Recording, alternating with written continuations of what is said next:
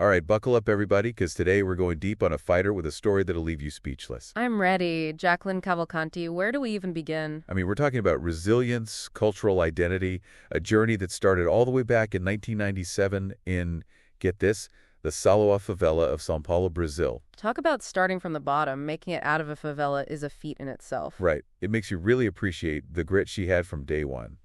And then, at 11 years old, Oh, yeah, the move to Portugal. Almeida, Portugal, a whole new world, literally new language, new culture. Can you imagine being 11 and having to adapt like that? It makes you think about all the times we've struggled with change, even small ones, right? Ugh, moving across the country for college was enough for me. Exactly. But Jacqueline, she not only adapts, but finds her strength through kickboxing as a teenager. It's kind of perfect when you think about it, that intensity, the discipline. You can almost see how it becomes this outlet for her. You know, it's funny because while she's training, she's also working at, of all places, IKEA. And not just working, but walking, like 19 kilometers every day inside the store, lifting heavy boxes. Wait, seriously, 19 kilometers. Every day. It wasn't some fancy sponsorship. This was pure, raw hustle. Man, it makes you wonder if all that walking and lifting actually prepared her for the ring in a way. Almost like her everyday life was training camp. And she actually says something like that. There's this quote, "If I don't push through these hardships, how will I ever transform my dreams into reality?" Wow. Talk about walking the walk. It really makes you think about our own hardships, doesn't it? For sure. Like, what if those tough times are actually shaping us for something bigger down the line? And speaking of bigger, Jacqueline's dream takes a turn when she gets inspired by the Chris Cyborg. The legend. Exactly. To transition from kickboxing to MMA. That's a whole other level. I mean, kickboxing is one thing, but MMA, it's a completely different beast. What do you think what went through her mind making that decision? I can only imagine the doubts, the fears, but also that fire in her belly to push even further, and, it pays off. Oh, yeah, big time. 2018, Fight Company 5, her professional MMA debut. And? Boom. First round TKO. What a way to announce yourself to the world. Right, not just winning, but dominating, making a statement. But as with any fighter, and honestly, any person, there are going to be setbacks. Right. 2022 rolls around and she faces Martinez and Drova. It's a close one, but... Split decision loss. Oof, those are tough. How do you think a loss like that affects a fighter, especially early in their career? I mean, a split decision is brutal, right? It's like you're right there on the edge of victory, but just not enough. Makes you question everything. You've got to have some serious mental fortitude to bounce back from that. And that's exactly what Jacqueline has. She doesn't let it break her. She analyzes, she adapts, she comes back stronger. And how? A year later, she takes on Melissa Croton and... wins the LFA Women's Bantamweight Championship. Talk about a comeback story. What does a win like that mean, do you think? It's not just about the belt, right? It's proof that she belongs at the top. It validates all the sacrifices, the doubts, the sheer grit it took to get there, and it sets the stage for something even bigger. Oh, here it comes. Her UFC debut. 2023, UFC Fight Night 226 in Paris. It's like something out of a movie. It's almost poetic, isn't it? Fighting in Paris under the bright lights of the UFC against Zara Farn. Can you imagine the pressure? The weight of expectation, absolutely. But there's something else here, too. This is where Jacqueline's story takes on another layer. Cultural identity. Oh, yeah. She's representing both Brazil and Portugal. Fiercely proud of both. It's like she's carrying two nations on her back, and she even says it. Oh, I know exactly which quote you're talking about. I was born in Brazil, but moved to Portugal when I was 11 years old. Unfortunately, here in the UFC, we can't enter with both flags, but when I fought in other leagues, I entered with the flags of Brazil and Portugal. But right now, I'm representing Portugal because I'm the first Portuguese to enter the UFC. But I do intend to mix the two because Brazil never leaves my heart. It gives me chills every time. It's just so powerful. Think about what that means to young athletes, especially in Brazil and Portugal. To see someone like them reaching the top. Exactly. It's like she's opening doors that were closed before. And she backs it all up with a win against Farn, too. Unanimous decision, no less. No question about it. She dominated. But it makes you wonder, though, right? How does a win like that change things for a fighter, especially on that stage? Well, it's a double-edged sword, I guess. On one hand, you've got the validation, the confidence boost. Sure. But on the other hand, the spotlight gets a lot brighter. Expectations are higher. Everyone's coming for you. Exactly. Opponents start studying your every move, figuring out how to take you down. So it's like the higher you climb, the harder it gets. In a way, yeah.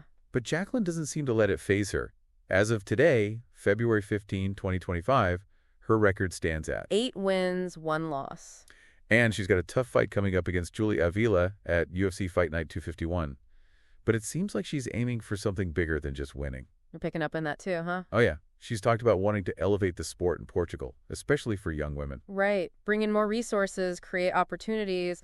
It's that each one teach one mentality. She's at the top, and now she's reaching back to help others climb too. That's what I love about her. It's not just about personal glory, it's about leaving a legacy that's bigger than herself. Couldn't have said it better myself. And she even gives some really practical advice about it. She says, if you want to get somewhere, you have to go through sacrifices.